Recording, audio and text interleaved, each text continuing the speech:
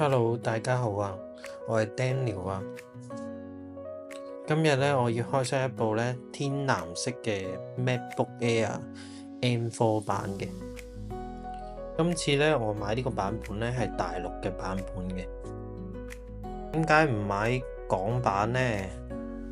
就係因為咧，今次咧我係參與咗呢個618嘅8億補貼活動嘅，加上政府同埋教育補貼咧，只要人民幣嘅5449，咁香港嘅版本咧就係7999啦。如果計翻匯率咧，兩個差唔多差咗成2000蚊嘅。咁港行版咧，其實咧之後可能會有 AI 功能。我咧就係一個教 drumset 嘅老師嚟嘅。咁 Windows 嘅 laptop 咧有咩問題咧？咁最大嘅問題咧就係續航性同埋散熱性嘅問題啦。我平時咧都係做啲少少嘅剪片啊，跟住做下少少打譜啊嘅工作嘅，所以基本上都唔會用到呢啲 AI 嘅功能。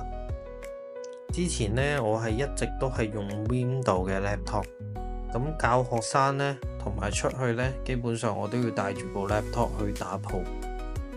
Windows 嘅 laptop 咧，基本上我喺打譜咧，又或者剪少少片，同埋做少少其他筆記咧，1到2個鐘咧，基本上就冇電嘅啦。第一次用呢個 MacBook 咧嘅感受咧，就係佢非常之似 iPhone 啊！如果出去咧輕度工作咧，1到2個鐘咧，基本上佢都係掉電得10% 左右啊！佢嘅續航性咧真係非常之驚人。今次買呢個 MacBook 咧，其實我就係睇中呢個天藍色嘅。之前嗰啲 MacBook 咧，全部都係金色、銀色，又或者深灰色。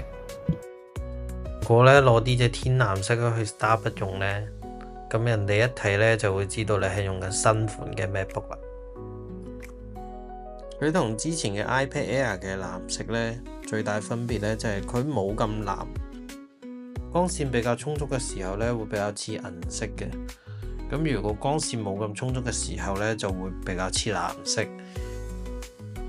所以咧佢係一個漸變嘅藍色嚟嘅。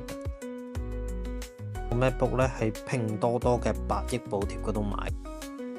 如果喺大陸嗰度買呢啲電子產品啦，尤其是係線上買啦，有啲咩注意事項呢？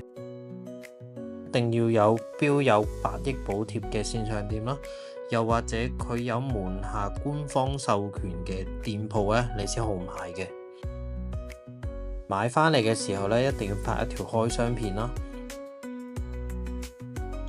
咁 MacBook 咧一定要對清楚佢盒嘅機嘅同埋包裝嘅防偽碼嘅，呢3個一定要對清楚，佢係咪要一樣嘅數字？要 check 清楚有冇1年嘅保固，嘅電量係唔係100%，充電要少於10次。開箱嘅時候咧，要 check 清楚佢係咪有俾人哋開箱過嘅，佢有機會係會俾人口封㗎，所以所有嘅位置都要自己 check 清楚咯。咁如果呢個資訊咧係對你有用嘅咧，可以撳入呢個丁奴日常分享嗰度訂閱一下㗎。大陸有咩 CP 值高嘅電子產品咧，咁我都可以再分享。今次呢條片就差唔多啦，拜拜。